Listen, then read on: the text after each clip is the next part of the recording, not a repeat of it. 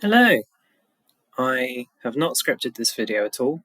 I'm typically a private tutor, so I'm just going to draw on my abilities as a private tutor to ad-lib all of this. This should be the first video of maybe other videos, a tutorial for using Insitux, a portable TypeScript scripting language. So for anybody that doesn't know, TypeScript is a language on top of JavaScript, and JavaScript runs inside of the browser. It can also run on computers independently, and there are some brilliant people that have managed to make TypeScript work on Roblox as well. So Insitux is a scripting language which was commissioned originally for a Roblox game called Deadline. I obviously recommend everybody checks it out. It's very good. It's a semi-realistic mill sim, they describe themselves as. But I had aspirations for Insitux outside of that. So it's actually a very complete programming language, I'd hope.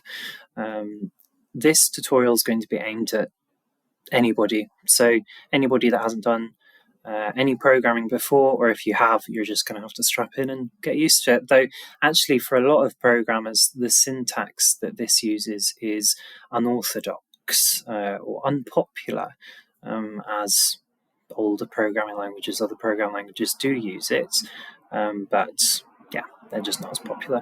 So what I'm going to do is I'm on the website, which I'll put in the description. I sound like such a YouTuber. And I'm going to go to the REPL, which just means read, eval, print, loop, which means I'll read my code, evaluate it, run it, print the answer, and then do the same thing again. So I'm going to open the REPL fully and probably make everything bigger. There we go. So I've got to teach programming from basics. The idea of programming is it's almost like arithmetic on steroids. It's if you know algebra, then you should be okay with it, with a good portion of programming. But also it allows you to build systems. It allows you to build behaviors, manipulate data, analyze data. You can obviously make websites and web apps, phone apps, etc. Or in terms of Deadline, you can mod the game yourself in VIP servers, so you can add claymores or chatbots or airstrikes or sounds or whatever you like. So we'll start off very basic. You're going to see a lot of parentheses, so we usually open up a pair of parentheses, and as you'll see, whenever you want to do something, you put it at the beginning of these parentheses. And any arguments that you want to give to that operation, you separate by spaces. So here, my operation is add, and my arguments are 2 and 2. And if I press enter, it evaluates this, and obviously it gives me 4. So in other languages, you usually do 4 plus 4, like this. But Insitux doesn't like that. It's not valid in Citrix code. Not necessarily, I mean, it won't work. So, yeah, let's do it again. 2 plus 2, that's how you do it. However, unlike other programming languages, fortunately, you can overload this with as many, or as, yeah, I think as many arguments you want. So here I've actually added 4 2s together to make 8. Whereas in other programming languages, you'd have to do that. So it's just a shameless plug there that Insitux is fantastic, and other languages such as Clojure, which inspired it. Now I want to keep track of the time because it's already gotten to 4 minutes, so let's continue.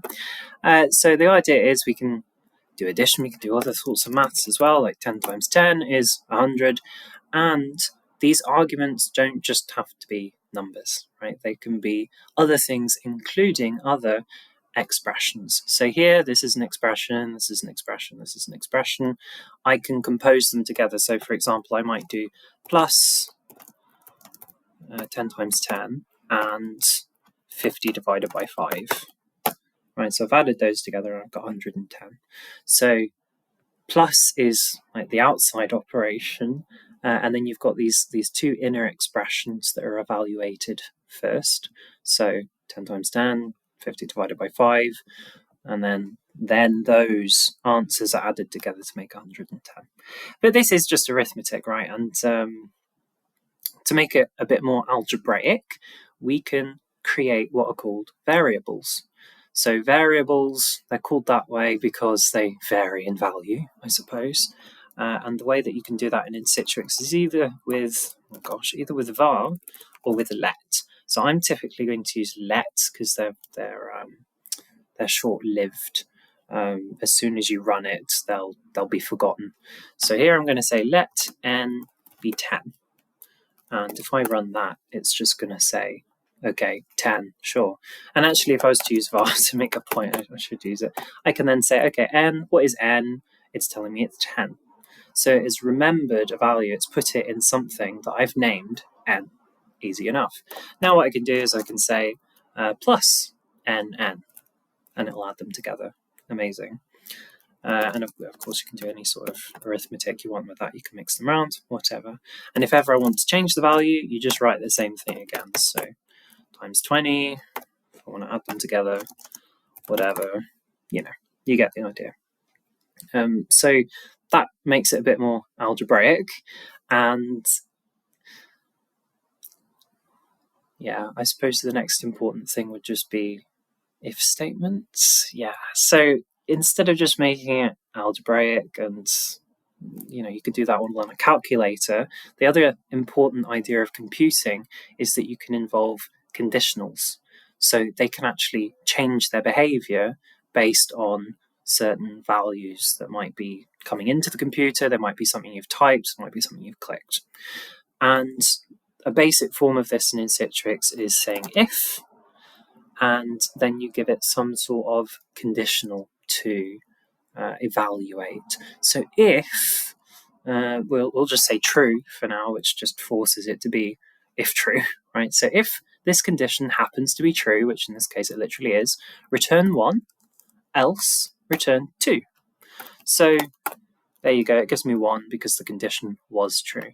In other programming languages such as Python, you'd write something like if true, colon, and then return 1 or print 1 or do whatever, and then you'd have else, and then you'd do something else. But in Insitux, it's a lot more basic, right? So there are currently, if I have a look, if I do this actually, symbols, there are currently 140, we'll say, different functions and pieces of syntax that you can use. So if I was to just have a look at that, there you go, just crawling up the screen, or if I was to make it a little nicer, there we go. So these are functions, or I call them operations if they're built in. These are the operations that are built into Insitux. So there's a lot of math functions, there's a lot of things to tell, okay, is the value that I'm using odd, even, is it null, is it negative, is it a string, etc., though I haven't taught you what strings are yet. But essentially what you've got to do is remember what's available and remember what order the arguments that you give to them are.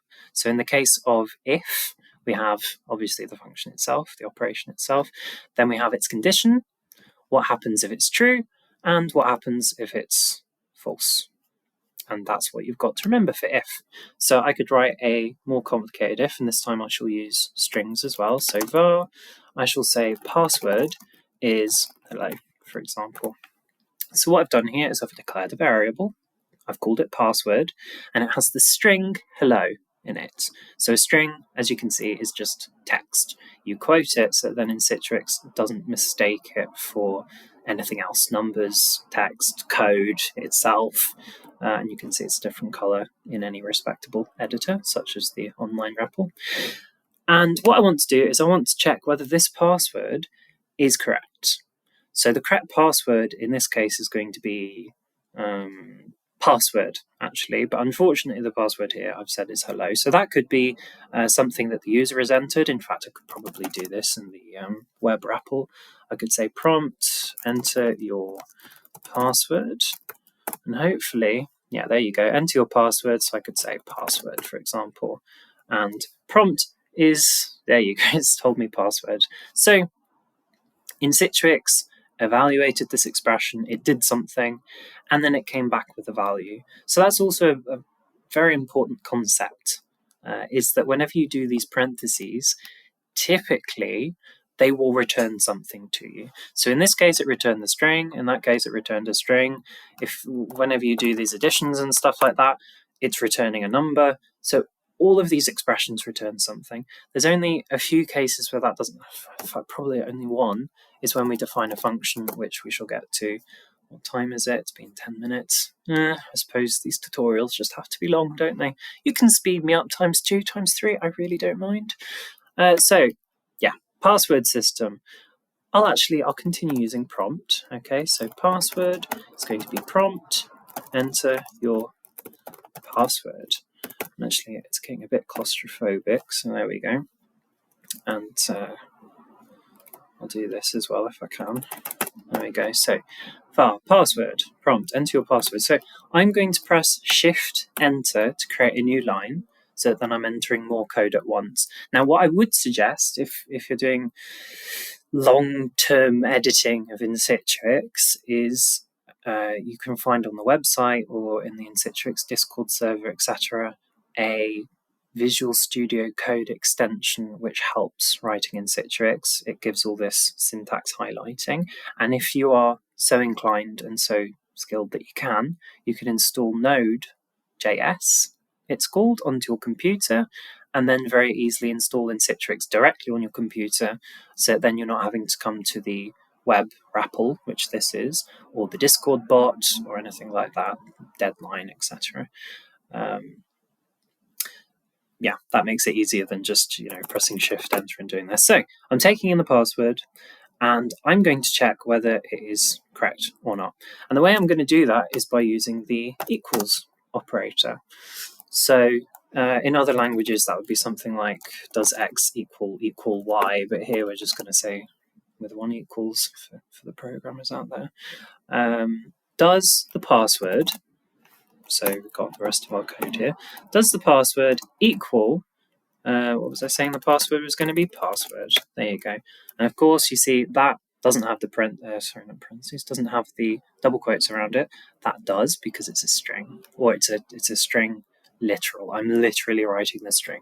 Whereas this is a variable, which Insitux will go, what is that variable? Okay, it's whatever the user entered earlier.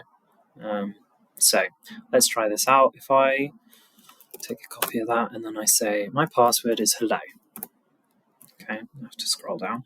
So that returned false because I entered hello, which means that this evaluated as hello, which went into password. So then when this expression was executed, password was hello, and the equals operator said, well, those aren't equal, so I'm going to return false. So false and true are, I suppose, what you call primitives in the language. They're primitive data types. You get true, you get false, called Booleans. They're quite important. I mean, for example, if I say it is 5 odd, it's going to communicate back to me, yeah, that's true, or no, that's false.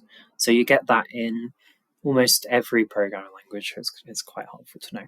But what we can do with it is, with our code, we can do one of those if statements. So we can say if, and then we put this expression as the condition, yeah, because it's the first argument to if, right? We have if space, first argument, if password is equal to password, then, and again, I'm doing the Shift Enter, and I'm just doing a little bit of indentation here, which makes it look a bit nicer. You don't have to. You could write it all at once, but I prefer to put a little bit of indentation. You could do it that way, you could do it whatever, it doesn't matter. And I'm going to say password was correct.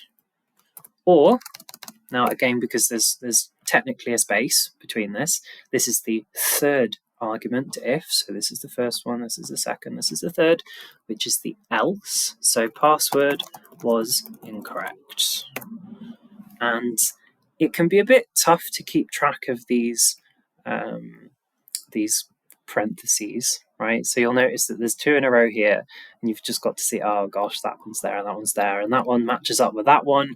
And Insitux will tell you if you haven't put enough. So here it's saying here, parser error unmatched parenthesis. So if ever it does that, you should look at where the colorized or the underlined error is and go, okay, unmatched parenthesis, that's that one here, I suppose. And oh yeah, I didn't put one at the end. I'd hope that that's what goes through your minds when you see that, but I have seen people struggle with it, so it's in this tutorial as well, isn't it? But yeah, what will happen is, as before, it'll take the password, it'll check the password. If that's true or false, it will either, now again, because this is an expression, it's going to return something. It will either return password was correct, or it will return password was incorrect. So let's give that a go. Enter your password. What am I saying? Hello. And it has returned to me password was incorrect. Whereas again, if I run it and I say password, it says password was correct. So yeah, this is essentially made, the whole point of computing is, the whole point of programming is to make computers useful. So in this case, we've solved a problem. The user enters a password. I need to not only check if it's correct, but I need to tell them whether it's correct or not. And we've sort of solved that miniature problem here. We return password was correct or password was incorrect. But I think for the last bit of this tutorial, because it's coming up to 20 minutes, is I shall make this code a little smaller, actually. So it's very pedantic. At the moment, we've got it saying password was. And for any programmer that is as pedantic as I, you don't want to repeat yourself. Even in the smallest instances, if you find yourself repeated or you're copy-pasting things around, you've probably done something wrong. Or not necessarily wrong, but you should try and solve it. So what I want to be able to do is, instead of have the if statement return password was correct and password was incorrect all at once, I'll just have it return the string correct or incorrect, and then I shall get another piece of code to actually stitch it together and say password was, and then either correct or incorrect. So let's try that out. I've got my password. I'm also going to have another variable, so it's quite helpful to break down different bits into different variables, by the way. So for example, correct, I shall actually put the whole condition in here. Okay, there we go. And I've got my parenthesis here, I've got my parenthesis there. So I've got my condition, it's called correct, and now I can put correct here, and again I can run this, and it still works because this is a variable, it checks the condition, etc. I'm just making it a bit simpler as we go along. Then I'm going to have another one, more complex actually. I'm going to have another one, which is going to be the text, I suppose. I can't really think of anything else. And again, you don't need all these spaces. I just do it so then it looks nicer to me anyway.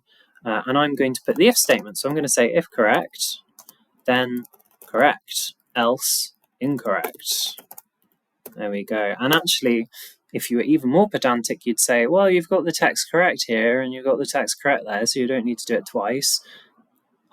If I got the end 20 minutes, probably can't do that. But yeah, so now I've got text and I don't need this if statement anymore. So I can get rid of it. And now what I'm going to do is use the operation str, which is short for string. So again, strings are these things, they encapsulate text. And what str will do, I need to turn off the once that spell check for the code editor, that doesn't really make sense. So what str does is it combines text together. So for example, it's a very quick example, if I create a variable called x, which says hello, with a space at the end, and then I create another variable y, which is world. Oh no, I've got to put a comma. I've just got to put a comma. World. I can use str xy to combine the two into one. So obviously it took the x, took the y, and it just combined them, concatenated them exactly. So I'm going to do the same here. I'm going to say str password was space. I'm going to delete all the rest of this. Text, and I'll put the exclamation mark in there as well. So if we have a look at this, I shall run it, enter your password, hello, and hopefully, please, there we go, password is incorrect. So same as before, took the password. I've now created a variable called correct, which holds either a true or a false, depending on whether the password was correct. And then for the text, it's if the condition correct is true, then return correct. Otherwise, return incorrect. And then I use the str operation to concatenate password was space incorrect, correct, whatever it is, and then the exclamation mark. So here string has 3 arguments. It has one string, it has a variable, which happens to be a string, and then another string here. I suppose I shall use that to conclude this tutorial. I'm going to be asking feedback about how it went, what I can do better, because I've never done a tutorial like this before. Like I said, I usually do private tutoring. But thank you so much for watching. Do join the Discord server, which its link will also be in the description, because that's where all the talking and the learning and etc. goes. Okay, thank you.